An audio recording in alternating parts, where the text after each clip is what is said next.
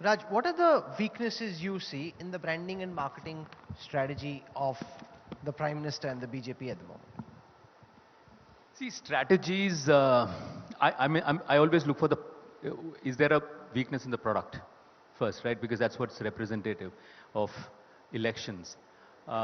Fundamentally, I feel that one of the only weakness that I see is uh, there is an utopian sort of aspiration for this country that is in that product, right? And that is going to be uncompromising. And sometimes in politics, there is a certain amount of compromises that you make. That is the only Achilles heel that I see, because here's somebody and I've seen some from close quarters that will be uncompromising on some of the aspiration that the person may have for the larger cause, and that's the only thing that I see as playing up as some sort of a weakness. Uh, Strategies are always reinventable. If I may just, on the further thought, I think one of the potential, I don't think it's a weakness yet, but the problem with having somebody who stars over everybody else and where there is no opposition is the fact that there is absolutely no feedback. And you live in your voice is heard in a vacuum. It kind of, it dominates everything else. And there is the danger of potentially of what is the primary source of strength becoming a weakness. I don't see it happening yet, but I think the fact is that there is no media to tell him that, what he's doing wrong. There's nobody in his party who can, so this whole sense that, and there is fear. I mean, let's be very clear, let's admit it. There is fear all around.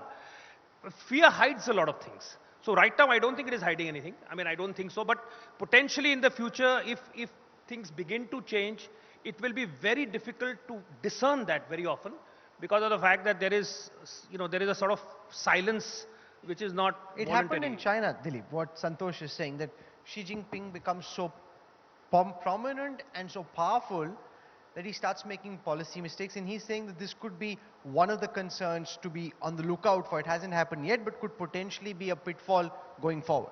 If you read between the lines of what Pradeep said, the last 3 episodes where there has been no reaction is because nobody has told him that on Manipur, on the wrestlers, you should respond.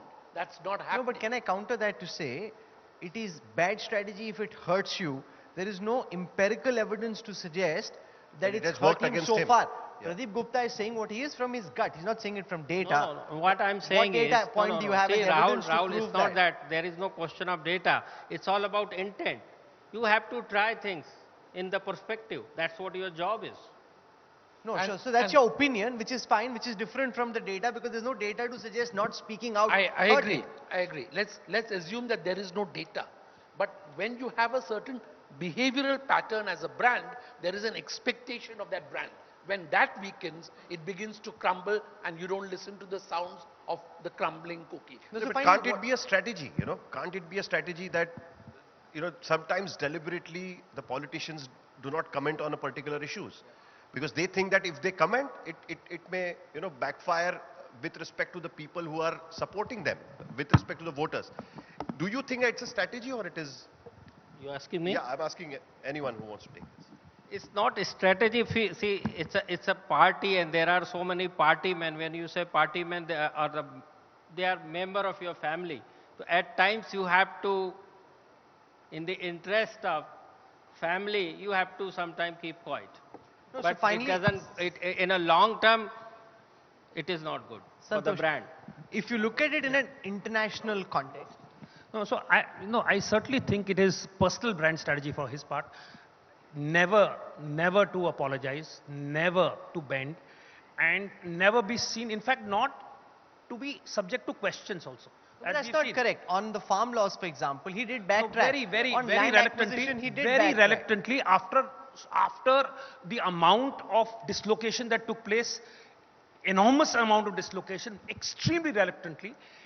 It's the exception rather than the rule. Okay, so in the international context, if you look at another leader, say Margaret Thatcher, Tony, anybody who's been as popular as they have over 2 terms, anti-incumbency caught up, what is it in a historical international context that you think he's done differently, which hasn't let anti-incumbency catch up with him so far? No, I think the fact that he has, it is very important to recognize that there is a genuine organic connection that he has with people. I mean, everything else we can talk in terms of strategy, but there is, at the heart of it, is something real and something large. that he has. But on top of it, there is very careful both management of the larger narrative as well as the narrative, the ground level management of each micro element. I think the BJP manages to do that extremely well. They are able to convert, and the opposition is always kept on the defensive. They can take innocuous things and turn them into something sinister. Toolkit suddenly becomes this word which is like really dangerous, some commonplace everyday word in a template that you use in presentations suddenly becomes this national conspiracy. But they have the ability to do that. So the number of devices and instruments that they bring to bear in order to continue the strength. In fact, very difficult to manage strength. Managing strength is one of the most difficult things in the world.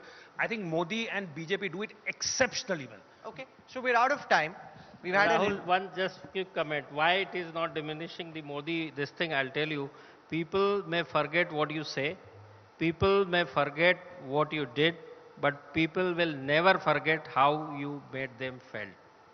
So this is what is the brand Modi. And this is where the larger section of the society is rallying behind it.